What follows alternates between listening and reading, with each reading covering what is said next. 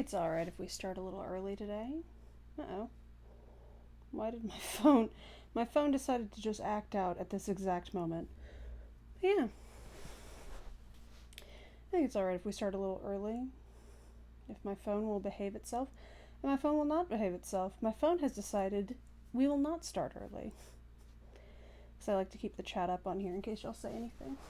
Because I can't read it on the screen that I'm recording. I'd love to be able to read it on the screen that I'm recording, but it is 10 feet away and I have astigmatism.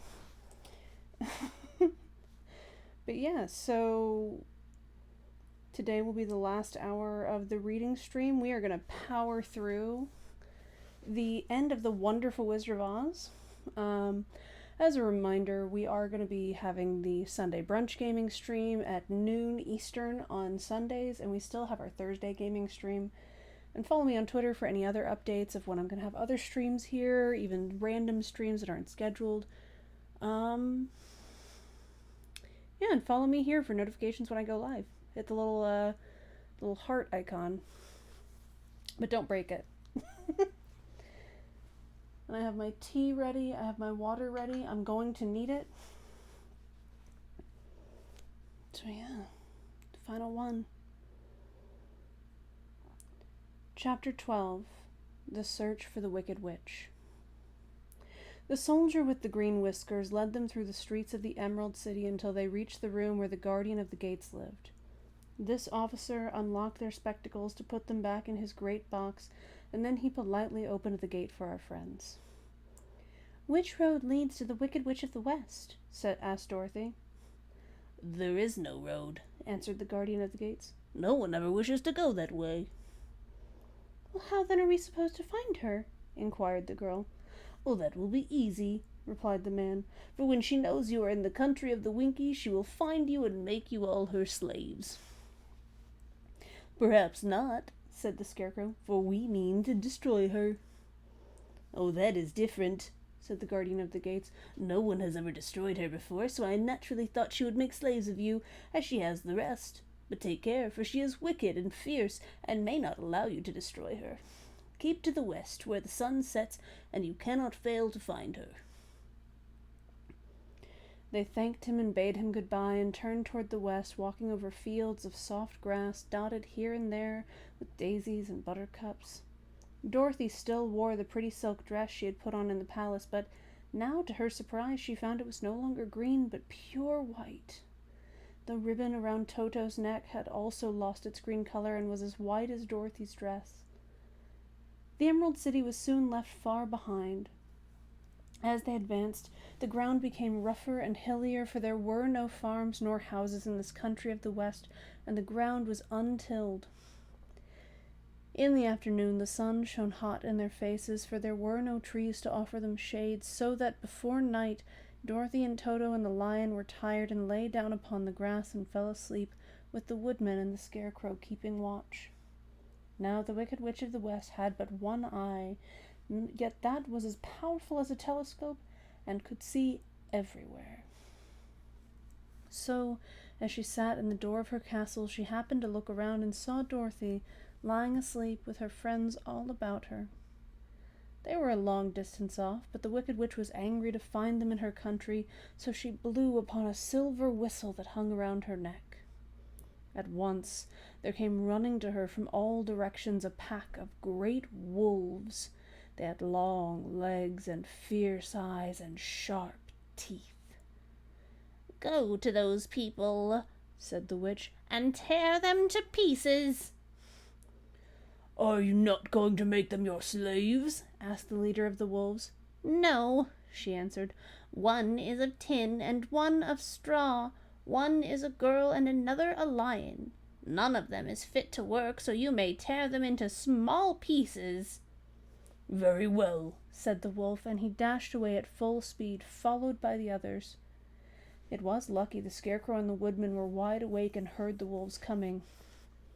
"This is my fight," said the Woodman, "so get behind me, and I will meet them as they come."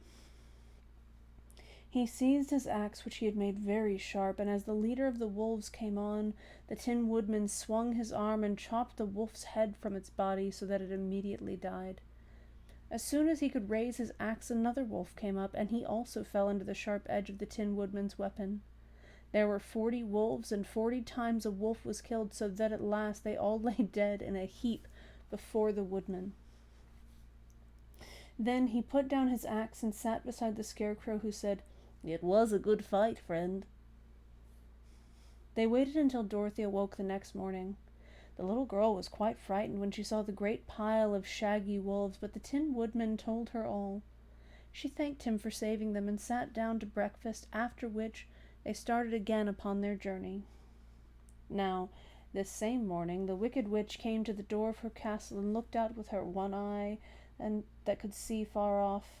She saw all her wolves lying dead, and the strangers still traveling through her country. This made her angrier than before, and she blew her silver whistle twice.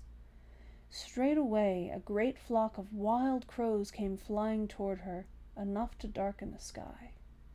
And the Wicked Witch said to the King Crow, "Fly at once to the strangers, peck out their eyes, and tear them to pieces."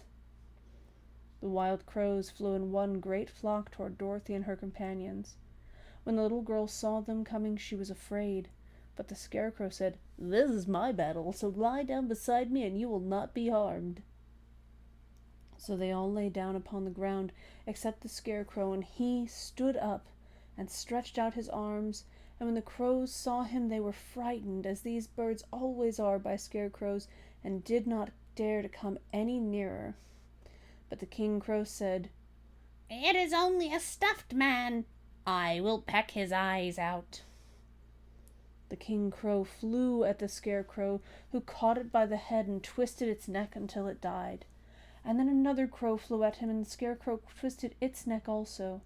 There were 40 crows, and 40 times the Scarecrow twisted a neck, until at last all were lying dead beside him. Then he called to his companions to rise, and again they went upon their journey. When the Wicked Witch looked out again and saw all her crows lying in a heap, she got into a terrible rage and blew 3 times upon her silver whistle. Forthwith there was heard a great buzzing in the air, and a swarm of black bees came flying toward her. "Go to the strangers and sting them to death," commanded the witch. And the bees turned and flew rapidly until they came to where Dorothy and her friends were walking. But the woodman had seen them coming, and the Scarecrow had decided what to do. "And take out my straw and scatter it over the little girl and the dog and the lion," he said to the woodman, "and the bees cannot sting them." This the woodman did, and as Dorothy lay close beside the lion and held Toto in her arms, the straw covered them entirely.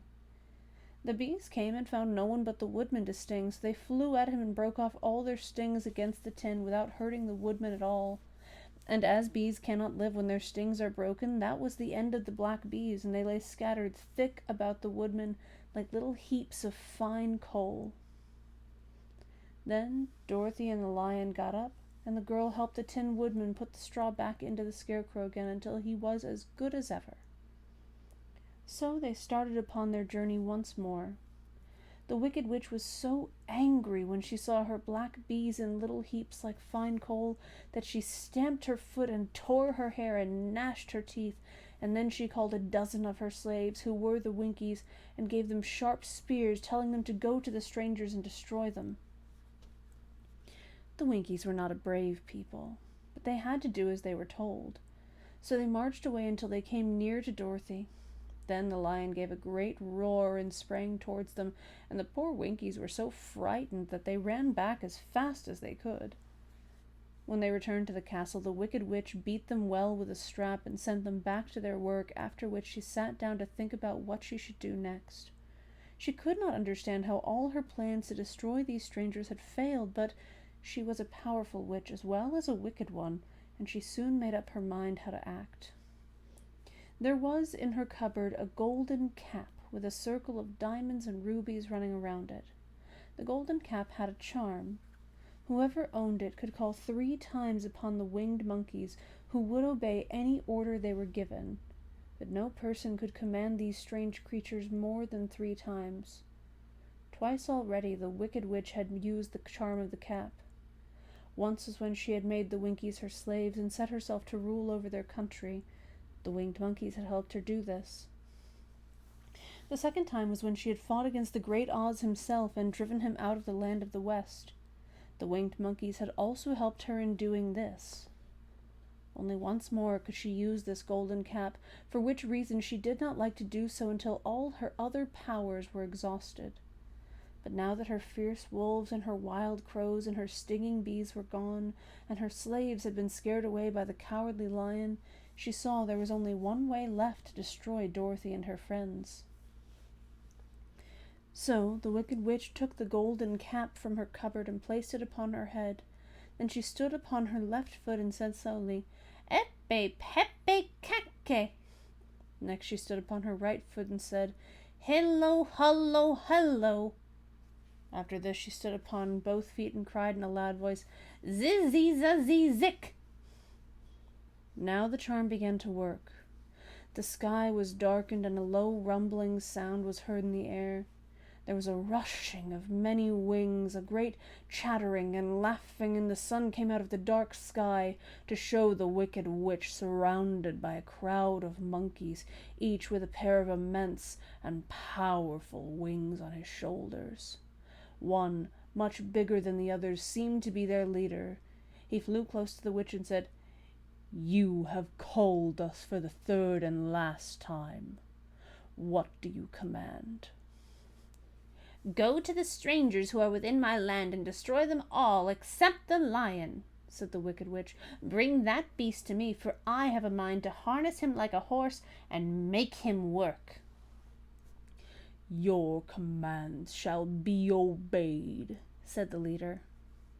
Then, with a great deal of chattering and noise, the winged monkeys flew away to the place where Dorothy and her friends were walking. Some of the monkeys seized the Tin Woodman and carried him through the air until they were over a country thickly covered with sharp rocks.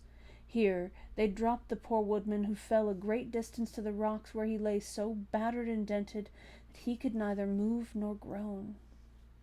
Others of the monkeys caught the Scarecrow and with their long fingers pulled all the straw out of his clothes and head.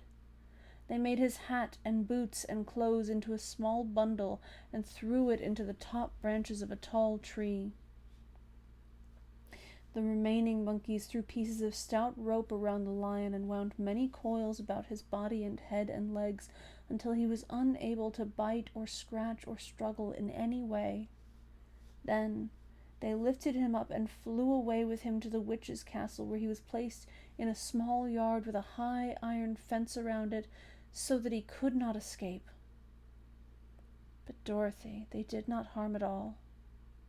She stood, with Toto in her arms, watching the sad fate of her comrades, and thinking it would soon be her turn.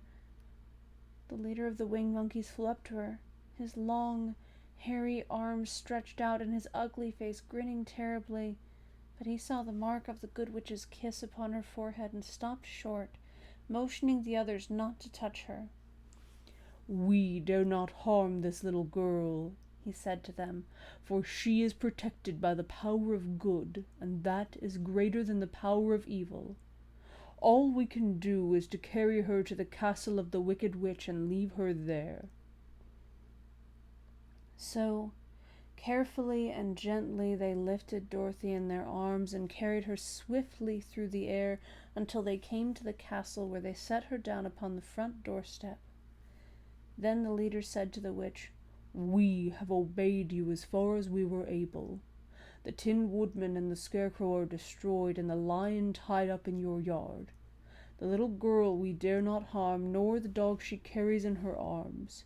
Your power over our band is now ended, and you will never see us again." Then all the winged monkeys, with much laughing and chattering and noise, flew into the air and were soon out of sight. The wicked witch was both surprised and worried when she saw the mark on Dorothy's forehead, for she knew well that neither the winged monkeys nor she herself dare hurt the girl in any way. She looked down at Dorothy's feet, and seeing the silver shoes, began to tremble with fear, for she knew what a powerful charm belonged to them. At first the witch was tempted to run away from Dorothy, but she happened to look into the child's eyes and saw how simple the soul behind them was, and that the little girl did not know of the wonderful power the silver shoes gave her. So the wicked witch laughed to herself and thought, "I can still make her my slave, for she does not know how to use her power." Then she said to Dorothy, harshly and severely, "Come with me, and see that you mind everything I tell you, for if you do not, I will make an end of you as I did the Tin Woodman and the Scarecrow." Dorothy followed her through many of the beautiful rooms in her castle until they came to the kitchen, where the witch bade her clean the pots and kettles and sweep the floor and keep the fire fed with wood. Dorothy went to work meekly, with her mind made up to work as hard as she could, for she was glad the wicked witch had decided not to kill her. With Dorothy hard at work, the witch thought she would go into the courtyard and harness the cowardly lion like a horse. It would amuse her, she was sure, to make him draw her chariot whenever she wished to go to drive.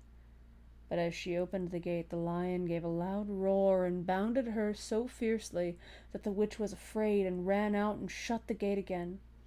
"If I cannot harness you," said the witch to the lion, speaking through the bars of the gate, "I can starve you.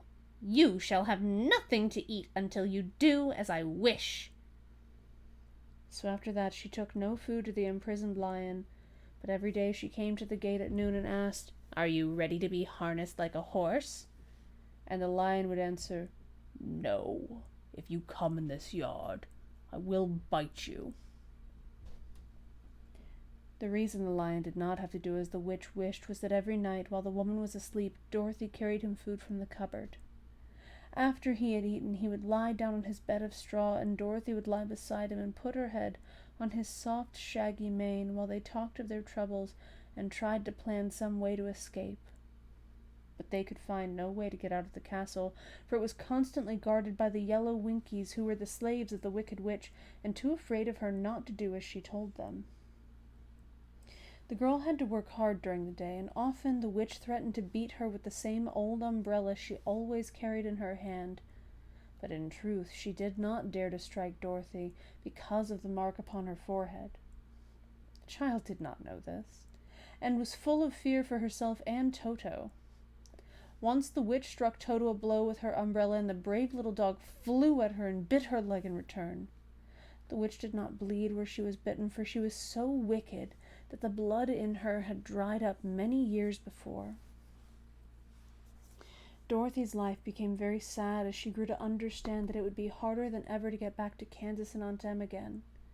Sometimes she would cry bitterly for hours, with Toto sitting at her feet and looking into her face, whining dismally to show how sorry he was for his little mistress. Toto did not really care whether he was in Kansas or the land of Oz, so long as Dorothy was with him, but he knew the little girl was unhappy, and that made him unhappy too. Now, the wicked witch had a great longing to have for her own the silver shoes which the girl always wore. Her bees and her crows and her wolves were lying in heaps and drying up, and she had used up all the power of the golden cap, but if she could only get hold of the silver shoes, they would give her more power than all the other things she had lost. She watched Dorothy carefully to see if she ever took off her shoes, thinking she might steal them. But the child was so proud of her pretty shoes that she never took them off except at night and when she took her bath. The witch was too much afraid of the dark to dare go in Dorothy's room at night to take the shoes, and her dread of water was greater than her fear of the dark, so she never came near when Dorothy was bathing. Indeed, the old witch never touched water, nor ever let water touch her in any way. But the wicked creature was very cunning, and she finally thought of a trick that would give her what she wanted. She placed a bar of iron in the middle of the kitchen floor, and then, by her magic arts, made the iron invisible to the human eyes, so that when Dorothy walked across the floor, she stumbled over the bar, not being able to see it, and fell at full length. She was not much hurt, but in her fall one of the silver shoes came off, and before she could reach it, the witch had snatched it away and put it on her own skinny foot. The wicked woman was greatly pleased with the success of her trick, for as long as she had one of the shoes, she owned half the power of their charm, and Dorothy could not use it against her, even had she known how to do so. The little girl, seeing she had lost one of her pretty shoes, grew angry and said to the witch, "Give me back my shoe!" "I will not," retorted the witch, "for it is now my shoe and not yours." "You are a wicked creature," cried Dorothy. "You have no right to take my shoe from me." "I shall keep it just the same," said the witch, laughing at her, "and some day I shall get the other one from you too." This made Dorothy so angry that she picked up the bucket of water that stood near and dashed over the witch, wetting her from head to foot. Instantly, the wicked woman gave a loud cry of fear, and then, as Dorothy looked at her in wonder, the witch began to shrink and fall away. "See what you have done!" she screamed. "In a minute I shall melt away." "Oh, I'm very sorry indeed," said Dorothy, who was truly frightened to see the witch actually melting away like brown sugar before her very eyes. "Didn't you know water would be the end of me?" asked the witch in a wailing, despairing voice. "Of course not," answered Dorothy. "How should I?" "Well, in a few minutes I shall be all melted, and you will have the castle to yourself. I have been wicked in my day, but I never thought a little girl like you would ever be able to melt me and end my wicked deeds.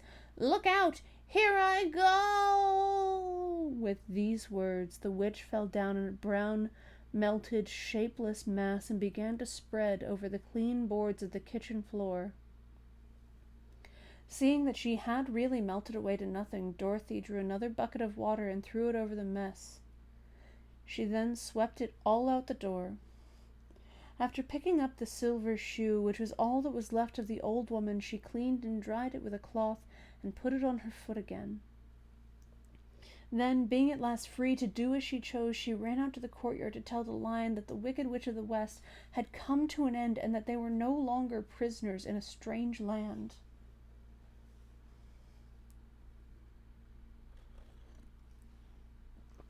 Chapter 13. The Rescue. Got any hidden talents burping on command? I do not have juggling or burping on command, no.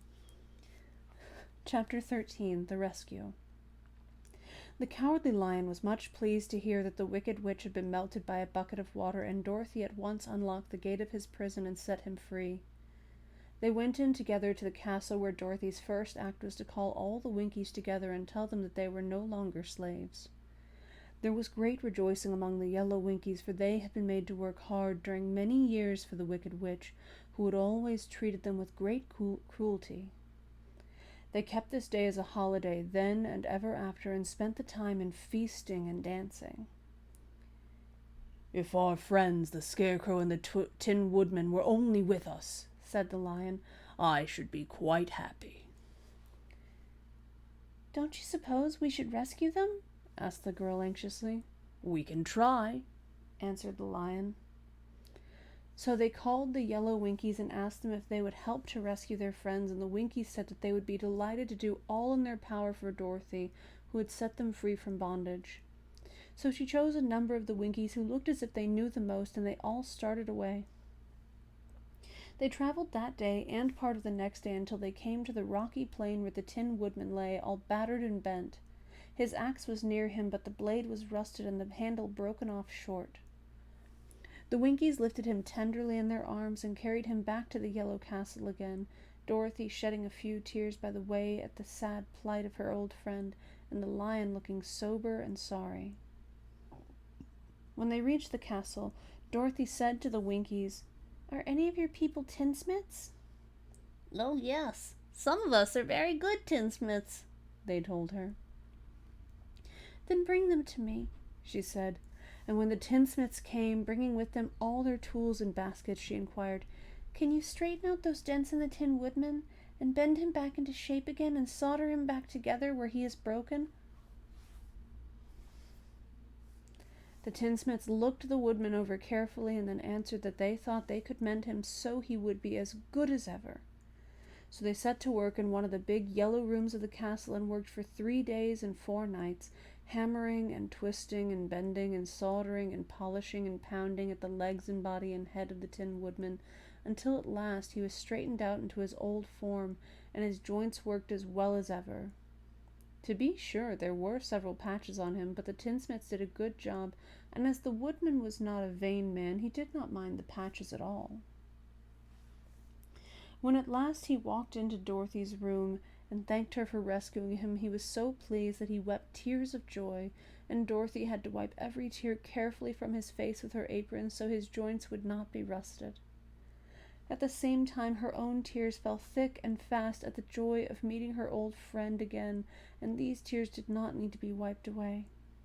As for the lion, he wiped his eyes so often with the tip of his tail that it became quite wet, and he was obliged to go out into the courtyard and hold it in the sun till it dried.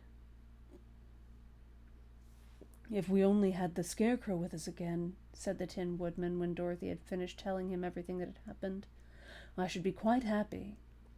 "We must try to find him," said the girl. So she called the Winkies to help her, and they walked all day and part of the next day until they came to the tall tree in the branches of which the winged monkeys had tossed the Scarecrow's clothes. It was a very tall tree, and the trunk was so smooth that no one could climb it, but the Woodman said at once, "I'll chop it down, and then we can get the Scarecrow's clothes." Now, while the tinsmiths had been at work mending the Woodman himself, another of the Winkies, who was a goldsmith, had made an axe handle of solid gold and fitted it to the woodman's axe instead of the old broken handle. Others polished the blade until all the rust was removed and it glistened like burnished silver. As soon as he had spoken, the Tin Woodman began to chop, and in a short time the tree fell over with a crash, whereupon the Scarecrow's clothes fell out of the branches and rolled off on the ground. Dorothy picked them up and had the Winkies carry them back to the castle, where they were stuffed with nice clean straw, and behold, here was the Scarecrow as good as ever, thanking them over and over again for saving him. Now that they were reunited, Dorothy and her friends spent a few happy days at the Yellow Castle, where they found everything they needed to make them comfortable.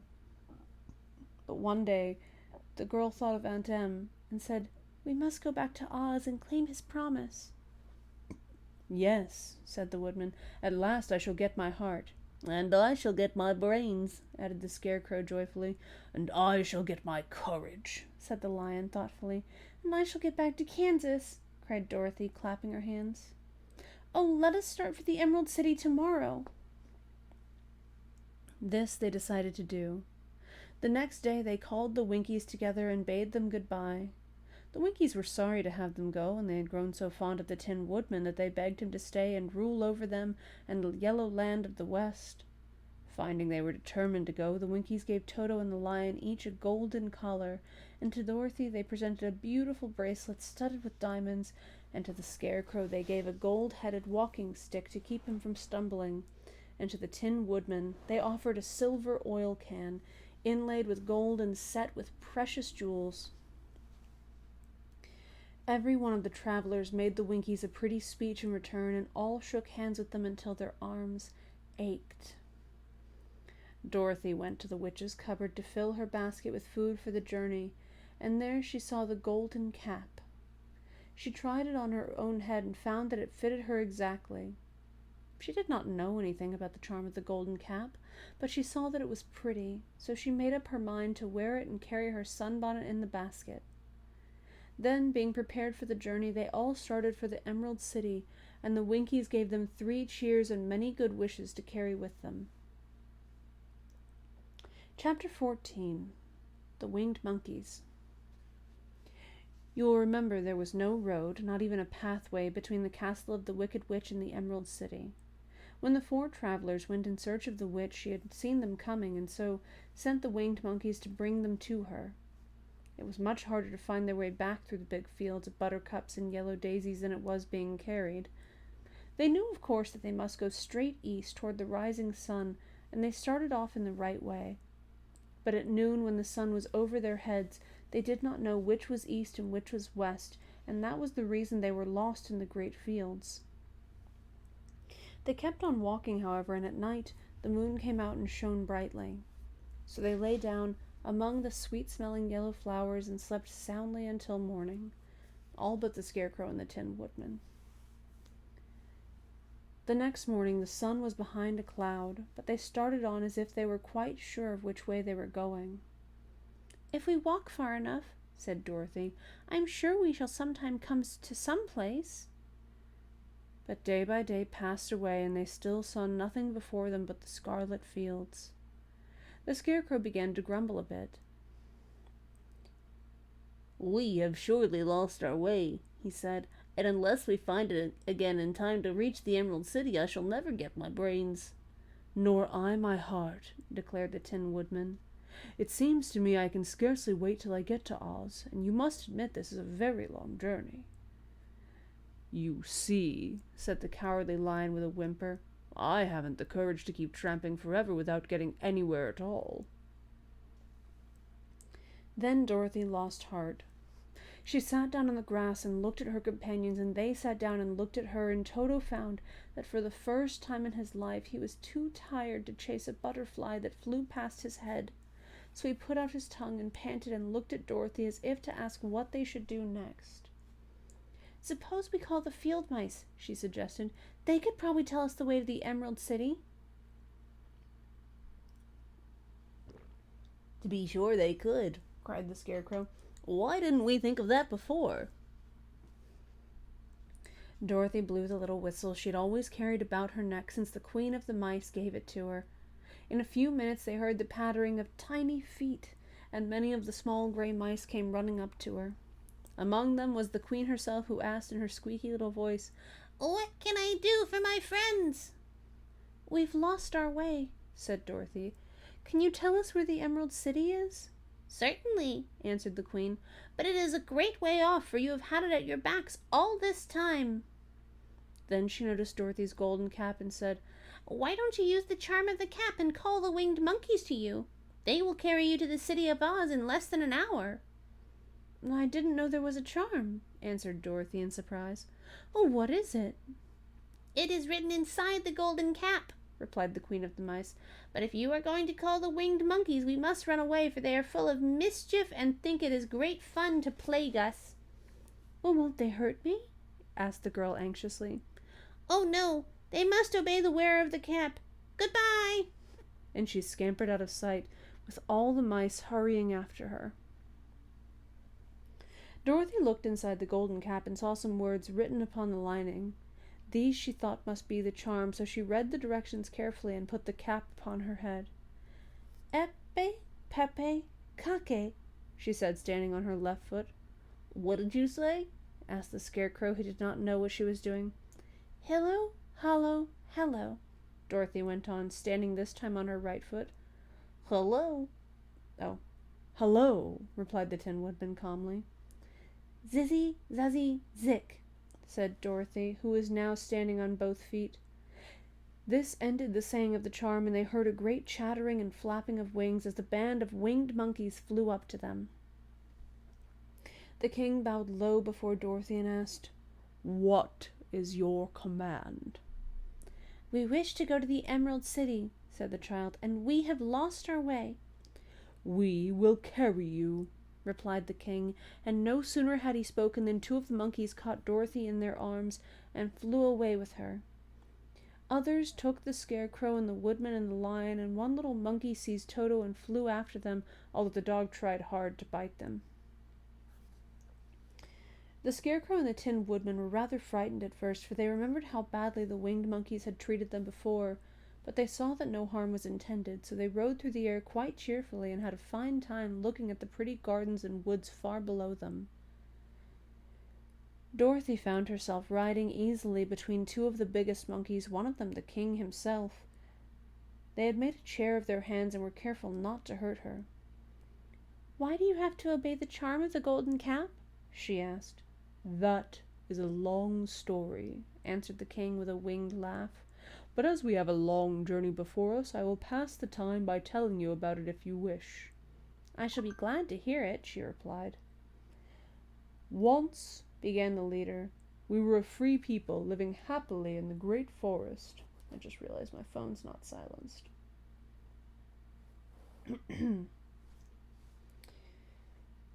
Flying from tree to tree, eating nuts and fruits, and doing just as we please without calling anybody master. Perhaps some of us were too full of mischief at times, flying down to pull the tails of animals that had no wings, chasing birds, and throwing nuts at the people who walked in the forest. But we were careless and happy and full of fun, and enjoyed every minute of the day. This was many years ago, long before Oz came out of the clouds to rule over this land. There lived here then, away at the north, a beautiful princess who was also a powerful sorceress. All her magic was used to help the people, and she was never known to hurt anyone who was good. Her name was Gillette, and she lived in a handsome palace built from great blocks of ruby. Everyone loved her, but her greatest sorrow was that she could find no one to love in return, since all the men were much too stupid and ugly to mate with one so beautiful and wise. At last, however, she found a boy who was handsome and manly and wise beyond his years. Gillette made up her mind that when he grew to be a man, she would make him her husband, so she took him to her ruby palace and used all her magic powers to make him as strong and good and lovely as any woman could wish. When he grew to manhood, Kailala, as he was called, was said to be the best and wisest man in all the land, while his manly beauty was so great that Gillette loved him dearly and hastened to make everything ready for the wedding. My grandfather was at that time the king of the winged monkeys, which lived in the forest near Gillette's palace, and the old fellow loved a joke better than a good dinner. One day, just before the wedding, my grandfather was flying out with his band when he saw Kailala walking beside the river. He was dressed in a rich costume of pink silk and purple velvet, and my grandfather thought he would see what he could do. At his word, the band flew down and seized Kailala, carried him in their arms until they were over the middle of the river, and then dropped him into the water. "Swim out, my fine fellow," cried my grandfather, "and see if the water has spotted your clothes." Kailala was much too wise not to swim, and he was not in the least spoiled by all his good fortune. He laughed when he came to the top of the water and swam in to shore. But when Gillette came running out to him, she found his silks and velvet all ruined by the river. The princess was angry, and she knew, of course, who did it. She had all the winged monkeys brought before her, and she said at first that their wings should be tied, and they should be treated as they had treated Kailala, and dropped in the river. But my grandfather pleaded her hard, for he knew the monkeys would drown in the river with their wings tied, and Kailala said a kind word for them also, so that Gillette finally spared them, on condition that the winged monkeys should ever after do 3 times the bidding of the owner of the golden cap. This cap had been made for a wedding present to Kailala, and it is said to have cost the princess half her kingdom. Of course, my grandfather and all the other monkeys at once agreed to the condition, and that is how it happens that we are 3 times the slaves of the owner of the golden cap, whoever he may be. "And what became of them?" asked Dorothy, who had been greatly interested in the story. "Kailala being the first owner of the golden cap," replied the monkey, "he was the first to lay his wishes upon us. As his bride could not bear the sight of us, he called us all to him in the forest after he had married her, and ordered us always to keep where she could never again set eyes on a winged monkey, which we were glad to do, for we were all afraid of her. This was all we ever had to do until the golden cap fell into the hands of the Wicked Witch of the West, who made us enslave the Winkies and afterwards drive Oz himself out of the land of the West.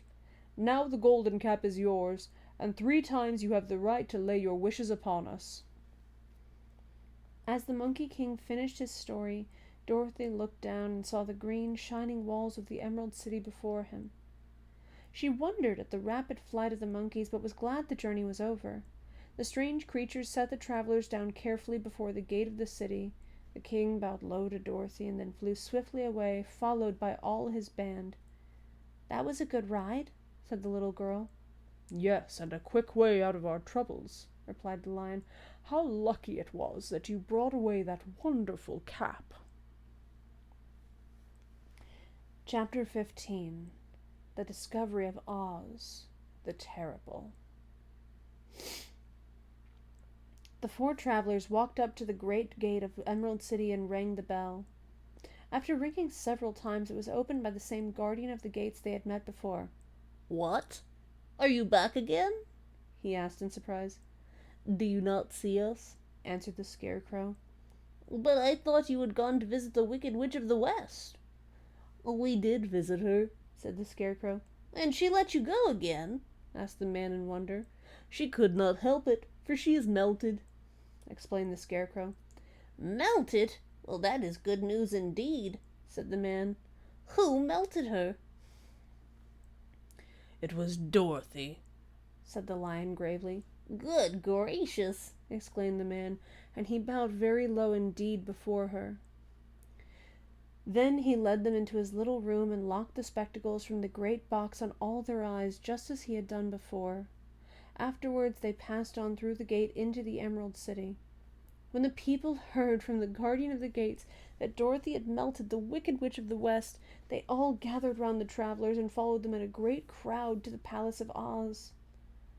The soldier with the green whiskers was still on guard before the door, but he let them in at once, and they were again met by the beautiful green girl, who showed each of them to their old rooms at once so that they might rest until the great Oz was ready to receive them.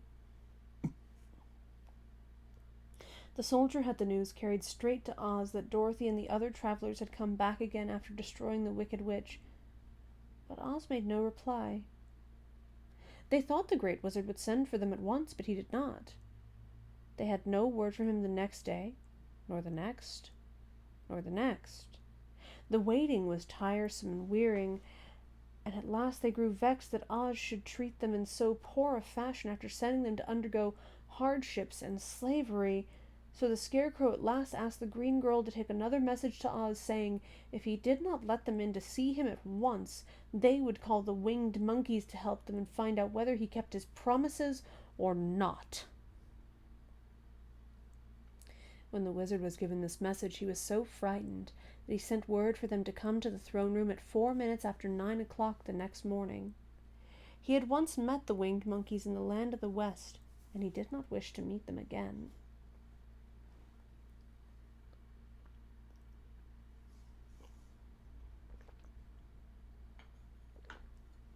The four travelers passed a sleepless night, each thinking of the gift Oz had promised to bestow on him. Dorothy fell asleep only once, and then she dreamed she was in Kansas, where Aunt Em was telling her how glad she was to have her little girl at home again. Promptly at 9 o'clock the next morning, the green-whiskered soldier came to them, and 4 minutes later they all went into the throne room of the great Oz. Of course, each one of them expected to see the wizard in the shape he had taken before, and all were greatly surprised when they looked about and saw no one at all in the room. They kept close to the door and closer to one another, for the stillness of the empty room was more dreadful than any of the forms they had seen Oz take.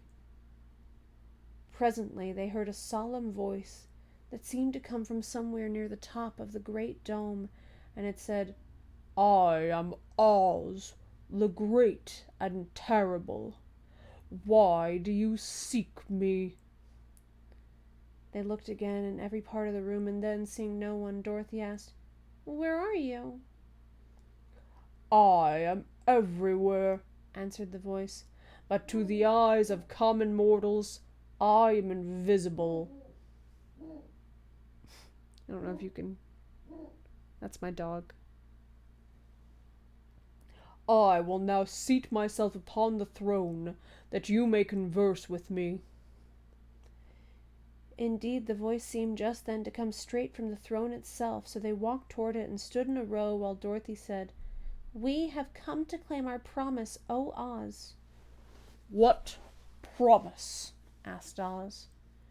"You promised to send me back to Kansas when the Wicked Witch was destroyed," said the girl. "And you promised to give me brains," said the Scarecrow. "And you promised to give me a heart," said the Tin Woodman.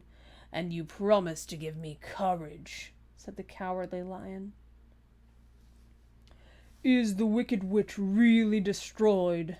asked the voice. and Dorothy thought it trembled a little. "Yes," she answered. "I melted her with a bucket of water." "Dear me," said the voice, "how sudden! Well, come to me tomorrow, for I must have time to think it over." "You've had plenty of time already," said the Tin Woodman angrily. "We shan't wait a day longer." "You must keep your promises to us." The Lion thought it might be as well to frighten the Wizard, so he gave a large, loud roar which was so fierce and dreadful that Toto jumped away from him in alarm and tipped over the screen that stood in the corner. As it fell with a crash, they looked that way, and the next moment all of them were filled with wonder. For they saw, standing in just the spot the screen had hidden, a little old man with a bald head and a wrinkled face who seemed to be as much surprised as they were. The Tin Woodman, raising his axe, rushed toward the little man and cried out, "Who are you?" "I am Oz, great and terrible," said the little man in a trembling voice. "But don't strike me, please don't, and I'll do anything you want me to." Our friends looked at him in surprise and dismay. "Oh, I thought Oz was a great head," said Dorothy. "And I thought Oz was a lovely lady," said the Scarecrow. "And I thought Oz was a terrible beast," said the Tin Woodman. "And I thought Oz was a ball of fire," exclaimed the Lion. "No, you are all wrong," said the little man meekly. "I've been making believe." "Making believe?" cried Dorothy. "Are you not a great wizard?" "Hush, my dear," he said. "Don't speak so loud or you'll be overheard, and I should be ruined. I'm supposed to be a great wizard." "And aren't you?" "Not a bit of it, my dear. I'm just a common man." "You're more than that," said the Scarecrow in a grieved tone. "You're a humbug." "Exactly so," declared the little man, rubbing his hands together as if it pleased him. "I am a humbug." "But this is terrible," said the Tin Woodman. "How shall I ever get my heart?" "Or I my courage." "Or I my brains," wailed the Scarecrow, wiping the tears from his eyes with his coat sleeve.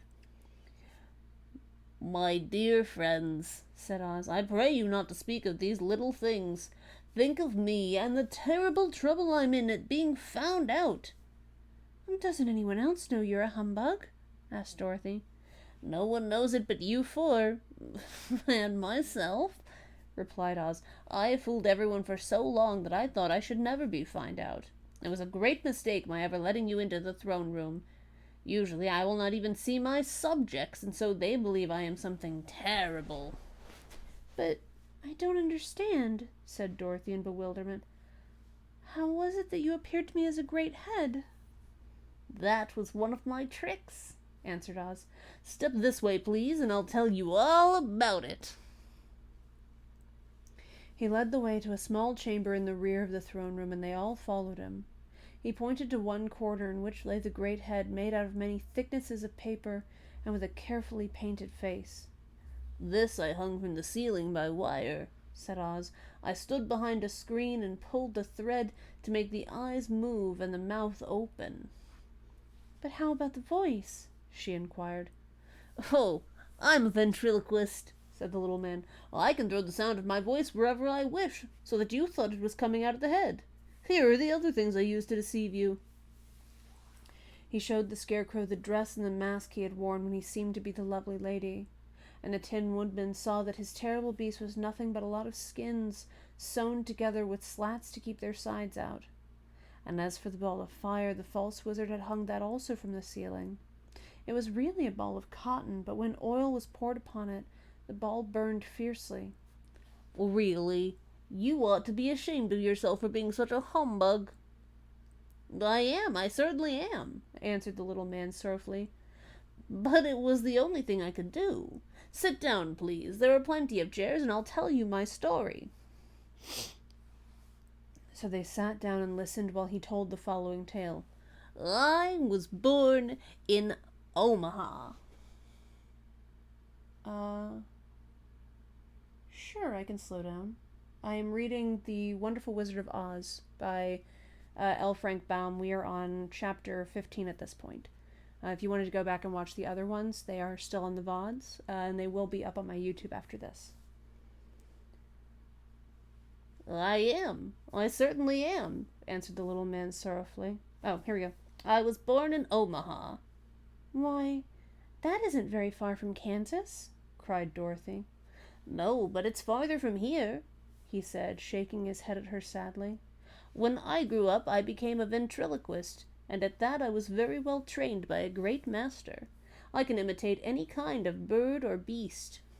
Here he mewed so like a kitten that Toto pricked up his ears and looked everywhere to see where she was. After a time, continued Oz, I tired of that and became a balloonist. What is that? Asked Dorothy. A man who goes up in a balloon on circus day so as to draw a crowd of people together and get them to pay to see the circus, he explained. Oh, she said. I know. Well, one day I went up in a balloon and the ropes got twisted so that I couldn't come down again. It went way up above the clouds so far that a current of air struck it and carried it many miles away. For a day and a night I traveled through the air, and on the morning of the second day I awoke and found the balloon floating over a strange and beautiful country. It came down gradually, and I was not hurt a bit, but I found myself in the midst of a strange people who, seeing me come from the clouds, thought I was a great wizard. Of course I let them think so, because they were afraid of me and promised to do anything I wished them to. Ooh.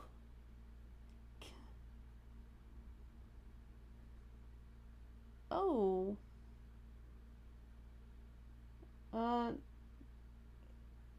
No, thank you. I don't look like Kamala Harris. I am not. She is much more professional. Gonna do something real quick.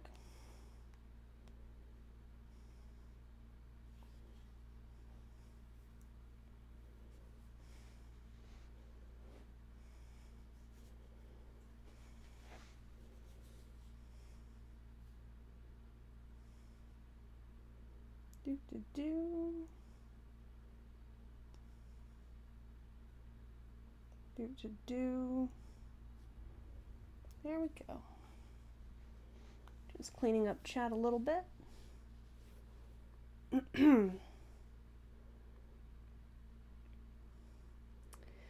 It came down gradually, and I was not hurt a bit, but I found myself in the midst of a strange people who, seeing me come from the clouds, thought I was a great wizard. Of course I let them think so, because they were afraid of me and promised to do anything I wished them to. Just to amuse myself and keep the good people busy, I ordered them to build this city and my palace, and they did it all willingly and well.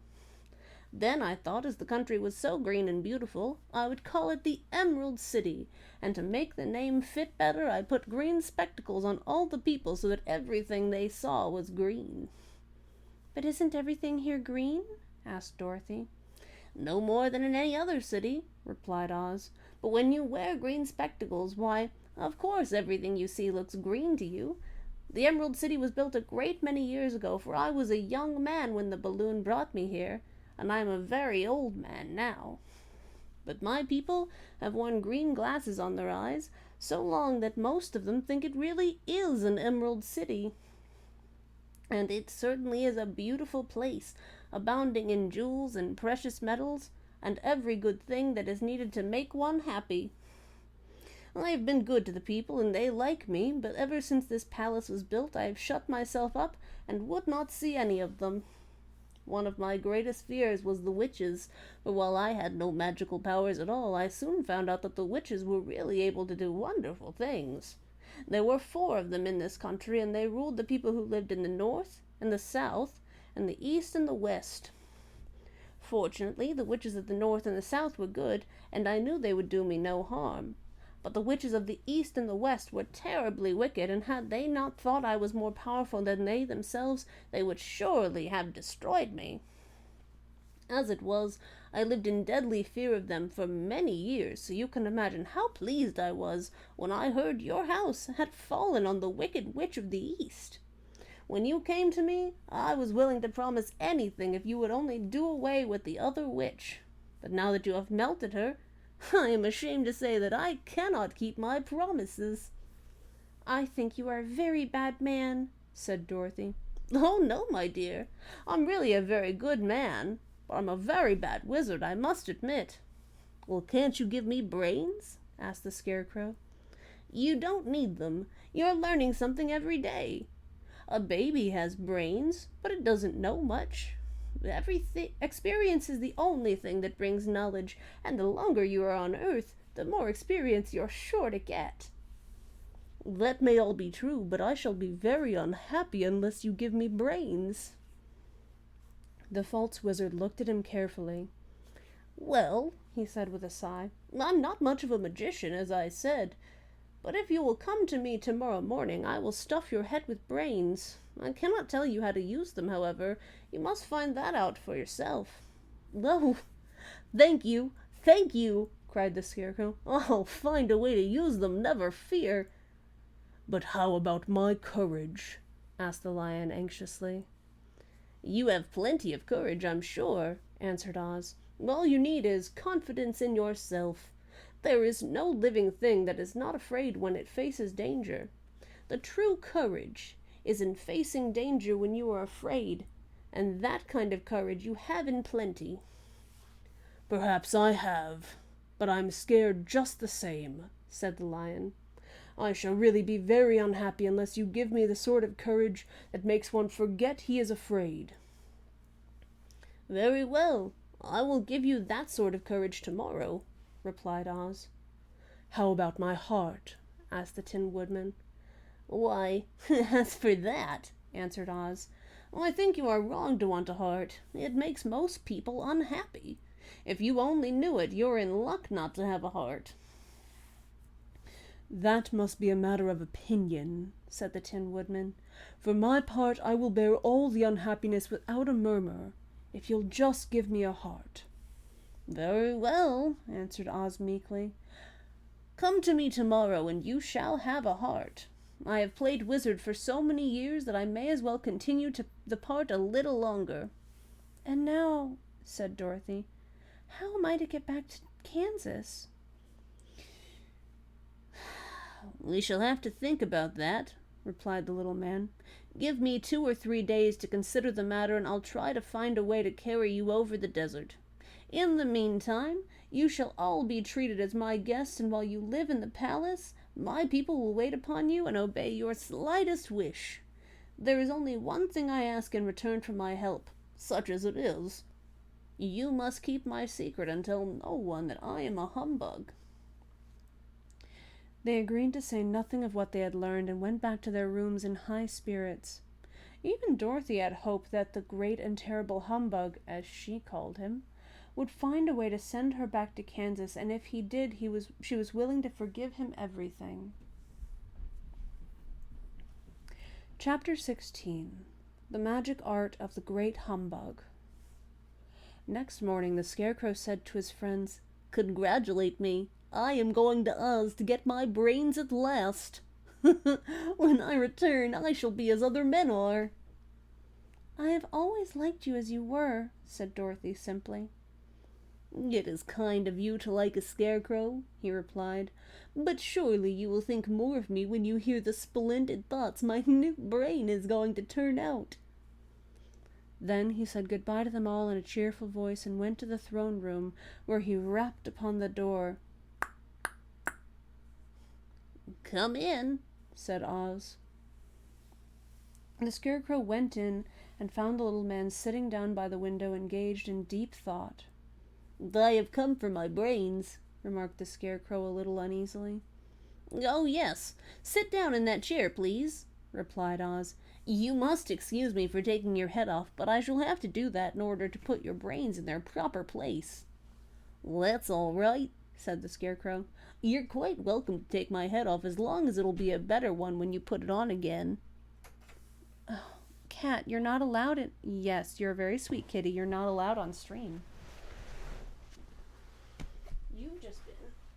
featured character today. Here we go. Cat tax. Yes.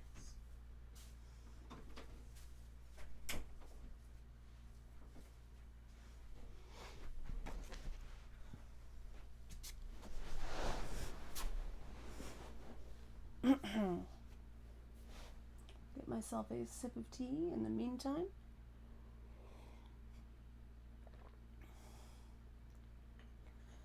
So the wizard unfastened his head and emptied out the straw. Then he entered the back room and took up a measure of brain which he mixed with a great many pins and needles.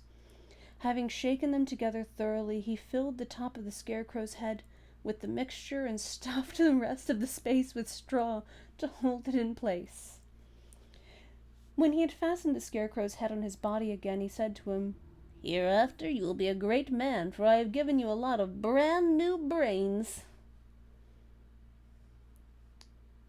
Oh, a measure of bran. The scarecrow was both pleased and proud at the fulfillment of his greatest wish, and having thanked Oz warmly, he went back to his friends. Dorothy looked at him curiously. His head was quite bulging out at the top with brains.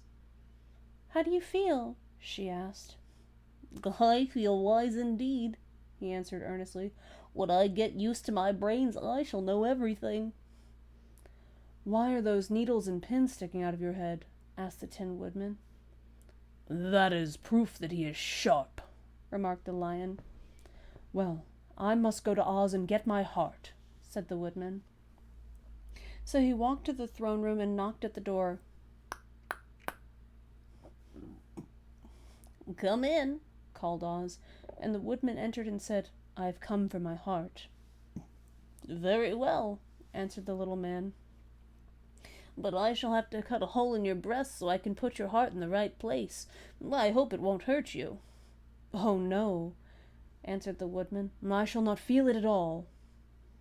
So Oz brought a pair of tinsmith's shears and cut a small, square hole in the left side of the Tin Woodman's breast.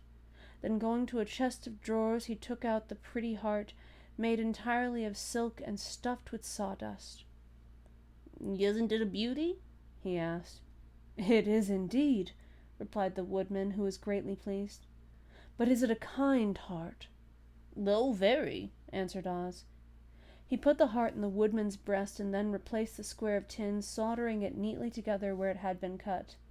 "There," said he, "now you have a heart that any man might be proud of. Well, I'm sorry I had to put a patch on your breast, but it really couldn't be helped."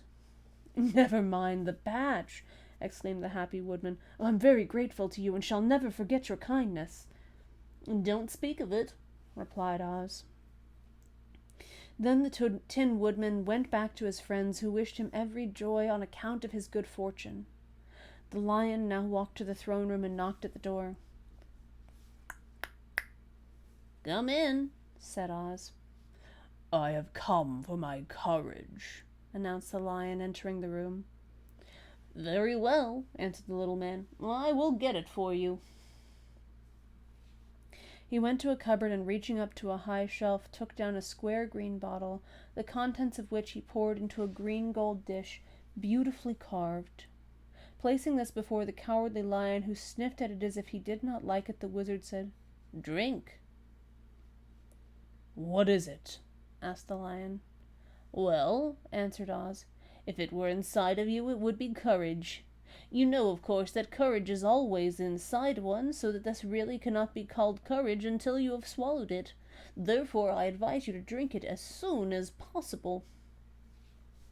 The Lion hesitated no longer, but drank till the dish was empty. "How do you feel now?" asked Oz.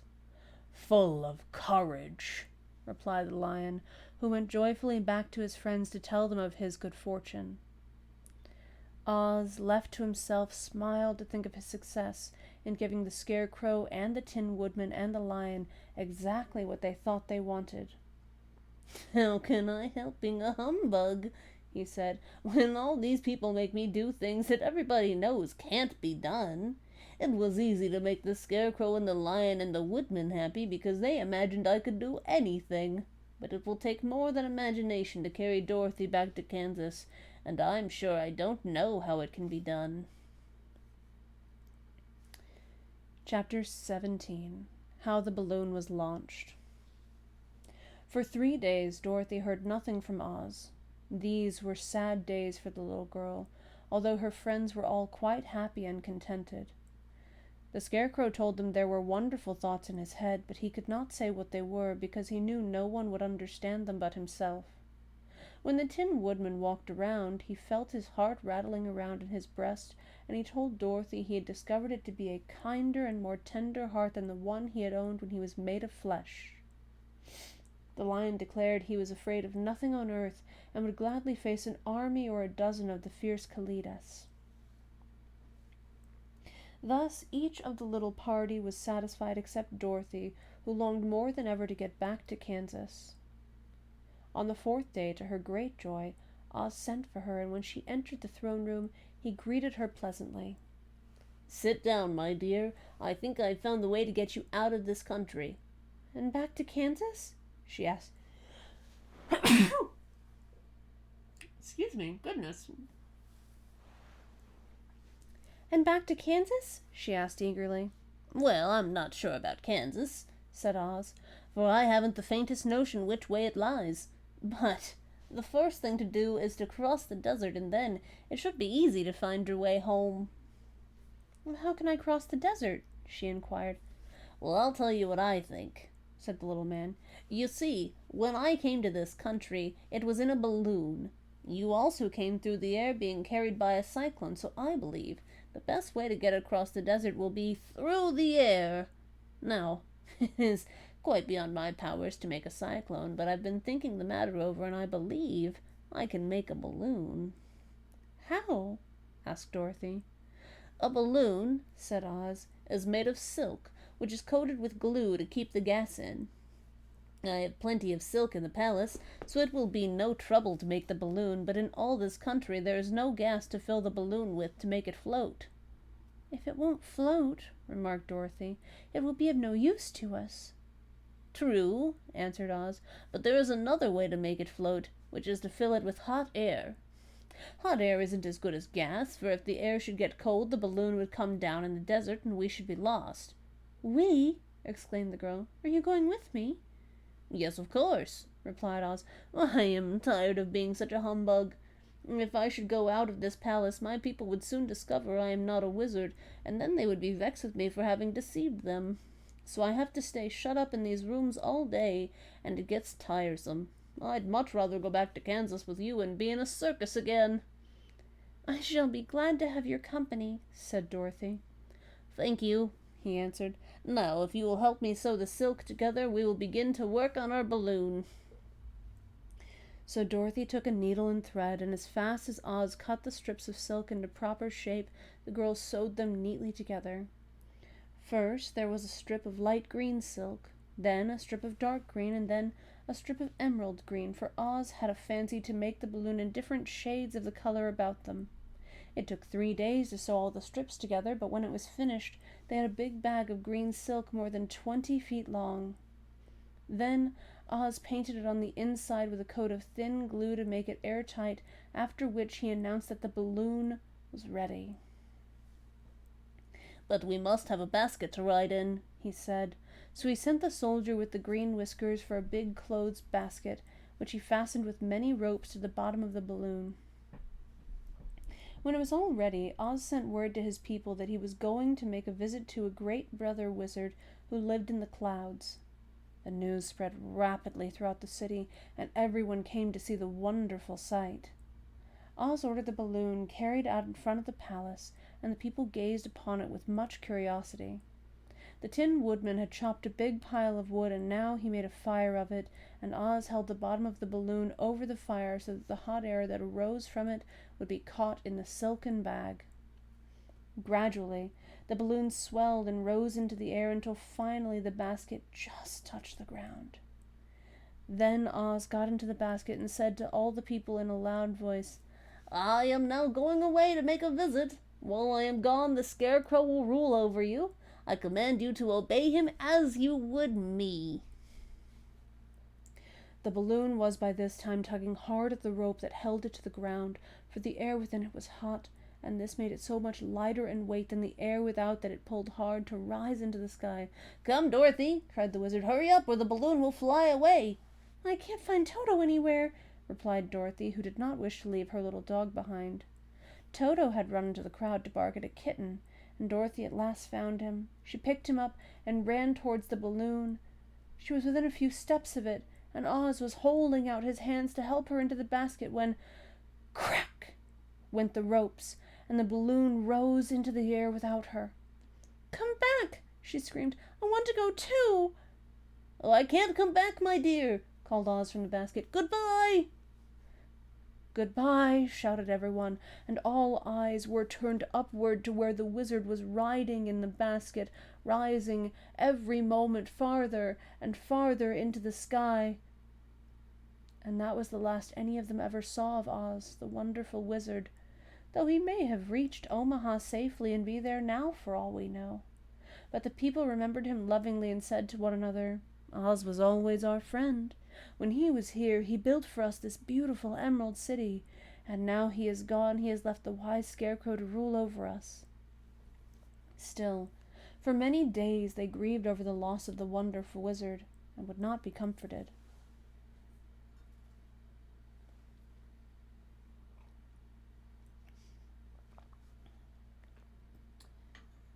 Chapter 18. Away to the South. Dorothy wept bitterly at the passing of her hope to get home to Kansas again, but when she thought it all over, she was glad she had not gone up in a balloon. And she was also felt sorry at losing Oz, and so did her companions. The Tin Woodman came to her and said, "Truly, I should be ungrateful if I failed to mourn for the man who gave me my lovely heart. I should like to cry a little because Oz is gone, if you will kindly wipe away my tears so that I shall not rust." "With pleasure," she answered, and brought a towel at once. Then the Tin Woodman wept for several minutes, and she washed the tears carefully and wiped them away with a towel. When he had finished, he thanked her kindly and oiled himself thoroughly with his jeweled oil can to guard against mishap. The Scarecrow was now the ruler of the Emerald City, and although he was not a wizard, the people were proud of him. "For," they said, "there is not another city in all the world that is ruled by a stuffed man." And so far as they knew, they were right. The morning after the balloon had gone up with Oz, the four travelers met in the throne room and talked matters over. The Scarecrow sat in the big throne, and the others stood respectfully before him. "We are not so unlucky," said the new ruler, "for this palace and the Emerald City belong to us, and we can do just as we please. When I remember that a short time ago I was up on a pole in a farmer's cornfield, and that now I am the ruler of this beautiful city, I am quite satisfied with my lot." "I also," said the Tin Woodman, "am well pleased with my new heart, and really that was the only thing I wished in all the world. For my part, I am content in knowing I am as brave as any beast that ever lived, if not braver," said the Lion modestly. "If Dorothy would only be contented to live in the Emerald City," continued the Scarecrow, "we might all be happy together." "But I don't want to live here," cried Dorothy. "I want to go to Kansas and live with Aunt Em and Uncle Henry." "Well then, what can be done?" inquired the Woodman. The Scarecrow decided to think, and he thought so hard that the pins and needles began to stick out of his brains. Finally he said, "Why not call the winged monkeys and ask them to carry you over the desert?" "Oh, I never thought of that," said Dorothy joyfully. "It's just the thing. I'll go at once for the golden cap." When she brought it into the throne room, she spoke the magic words, and soon the band of winged monkeys flew in through the open window and stood beside her. "This is the second time you have called us," said the Monkey King, bowing before the little girl.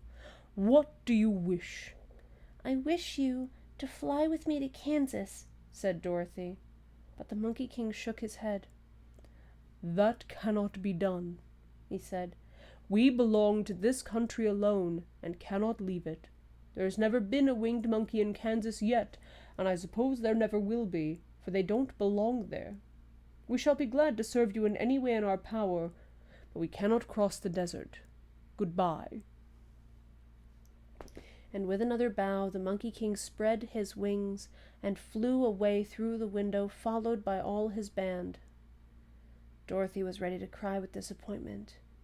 "I have wasted the charm of the golden cap to no purpose," she said, "for the winged monkeys cannot help me." "It is certainly too bad," said the tender-hearted woodman.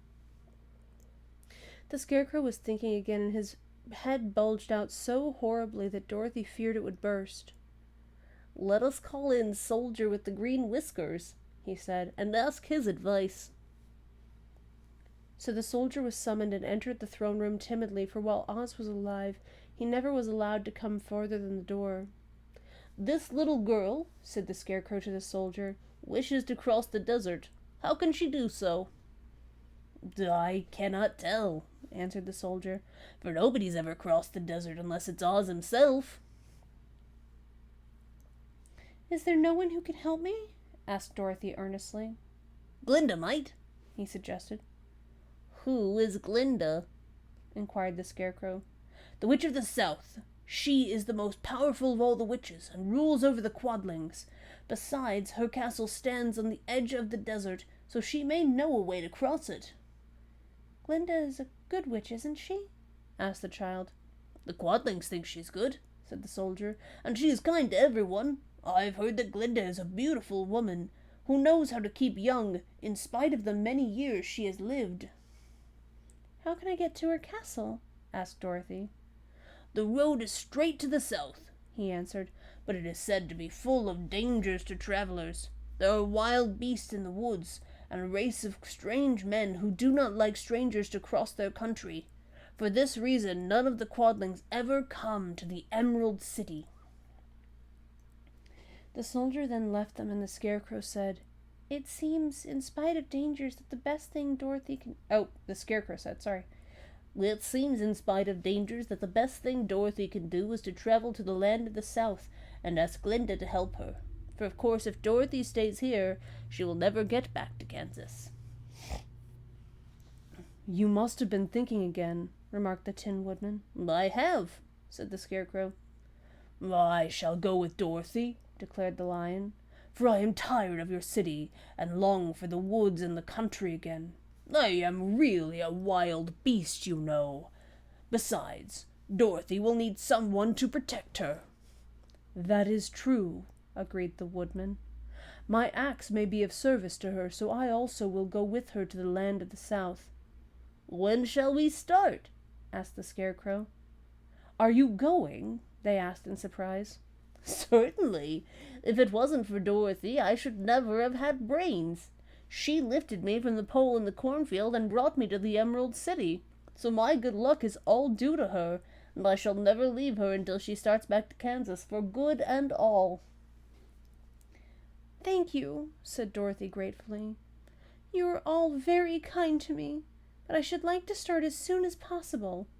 "We shall go tomorrow morning," returned the Scarecrow. "So now let us all get ready, for it will be a long journey." Chapter 19. Attacked by the Fighting Trees. The next morning, Dorothy kissed the pretty green girl goodbye, and they all shook hands with the soldier with the green whiskers, who had walked them as far as the gate.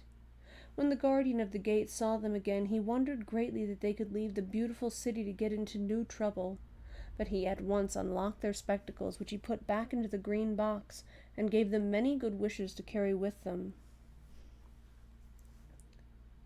"You are now our ruler," he said to the Scarecrow, "so you must come back to us as soon as possible." "I certainly shall if I'm able," the Scarecrow replied. "But I must help Dorothy get home first." As Dorothy bade the good-natured guardian a last farewell, she said, "I have been very kindly treated in your lovely city, and everyone has been good to me. I cannot tell you how grateful I am." "Don't try, my dear," he answered. "We should like to keep you with us, but if it is your wish to return to Kansas, I hope you will find a way." He then opened the gate of the outer wall, and they walked forth and started upon their journey. The sun shone brightly as our friends turned their faces toward the land of the south. They were all in the best of spirits and laughed and chatted together. Dorothy was once more filled with the hope of getting home, and the Scarecrow and the Tin Woodman were glad to be of use to her. As for the Lion, he sniffed the fresh air with delight and whisked his tail from side to side in pure joy at being in the country again, while Toto ran around them and chased the moths and butterflies, barking merrily all the time. "City life does not agree with me at all," remarked the Lion as they walked along at a brisk pace. "I have lost much flesh since I lived there, and now I am anxious for a chance to show the other beasts how courageous I have grown." They now turned and took a last look at the Emerald City. All they could see was a mass of towers and steeples behind the green walls, and high up above everything, the spires and dome of the Palace of Oz. "Oz was not such a bad wizard after all," said the Tin Woodman, as he felt his heart rattling around in his breast. "He knew how to give me brains, and very good brains, too," said the Scarecrow. "If Oz had taken a dose of the same courage he gave me," added the Lion, "he would have been a brave man." Dorothy said nothing. Oz had not kept the promise he'd made her, but he had done his best, so she forgave him. As he said, he was a good man, even if he was a bad wizard. The first day's journey was through the green fields and bright flowers that stretched about the Emerald City on every side. They slept that night on the grass with nothing but stars over them, and they rested very well indeed. In the morning they traveled on until they came to a thick wood. There was no way of going around it, for it seemed to extend to the right and left as far as they could see, and besides, they did not dare change the direction of their journey for fear of getting lost, so they looked for the place where it would be easiest to get into the forest. The Scarecrow, who was in the lead, finally discovered a big tree with such wide-spreading branches that there was room for the party to pass underneath. So he walked forward to the tree, but just as he came under the first branches, they bent down and twined around him, and the next minute he was raised from the ground and flung headlong among his fellow travelers. This did not hurt the Scarecrow, but it surprised him, and he looked rather dizzy when Dorothy picked him up. "Here is another space between the trees," called the Lion. "Let me try it first," said the Scarecrow, "for it doesn't hurt me to get thrown about." He walked up to another tree as he spoke, but its branches immediately seized him and tossed him back again. "This is strange," exclaimed Dorothy. "What shall we do?" "The trees seem to have made up their minds to fight us and stop our journey," remarked the Lion. "I believe I will try it myself," said the Woodman, and shouldering his axe he marched up to the first tree that had handled the Scarecrow so roughly. When a big branch bent down to seize him, the Woodman chopped at it so fiercely that he cut it in two. At once the tree began shaking all its branches as if in pain, and the Tin Woodman passed safely under it. "Come on," he said to the others. "Be quick." They all ran forward and passed under the tree without injury, except Toto, who was caught by a small branch and shaken until he howled. But the Woodman promptly chopped off the branch and set the little dog free. The other trees of the forest did nothing to keep them back, so they made up their minds that only the first row of trees could bend down their branches, and that probably these were the policemen of the forest, and given this wonderful power in order to keep strangers out of it. The four travelers walked with ease through the trees until they came to the farther edge of the wood. Then, to their surprise, they found before them a high wall which seemed to be made of white china. It was smooth like the surface of a dish, and higher than their heads. "Well, what shall we do now?" asked Dorothy. "I will make a ladder," said the Tin Woodman, "for we certainly must climb over the wall." Chapter 20. The Dainty China Country. While the Woodman was making a ladder from wood which he found in the forest, Dorothy lay down and slept, for she was tired by the long walk. The Lion also curled himself up to sleep, and Toto lay beside him. The Scarecrow watched the Woodman while he worked, and said to him, "I cannot think why this wall is here, nor what it is made of." "Rest your brains and do not worry about the wall," replied the Woodman. When we have climbed over it, we shall know what is on the other side." After a time, the ladder was finished. It looked clumsy, but the Tin Woodman was sure it was strong and would answer their purpose. The Scarecrow waked Dorothy and the Lion and Toto and told them that the ladder was ready. The Scarecrow climbed the ladder first, but he was so awkward that Dorothy had to follow close behind and keep him from falling off.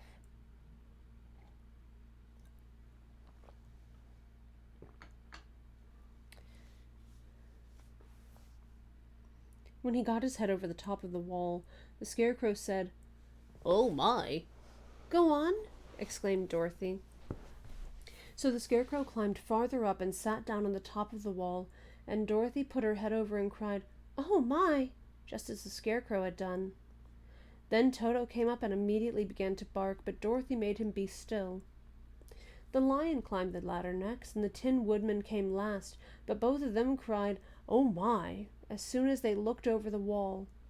When they were all sitting in a row at the top of the wall, they looked down and saw a strange sight. Before them, a great stretch of country having a floor as smooth and shining and white as the bottom of a big platter.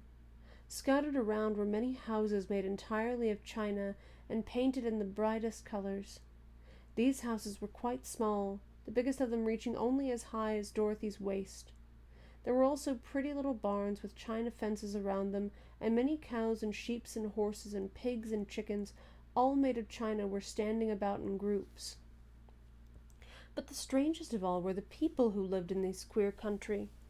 There were milkmaids and shepherdesses with brightly colored bodices and golden spots all over their gowns, and princesses with the most gorgeous frocks of silver and gold and purple, and shepherds dressed in knee breeches with pink and yellow and blue stripes down them and golden buckles on their shoes, and princes with jeweled crowns upon their head, wearing ermine robes and satin doublets, and funny clowns in ruffled gowns with round red spots upon their cheeks and tall pointed caps.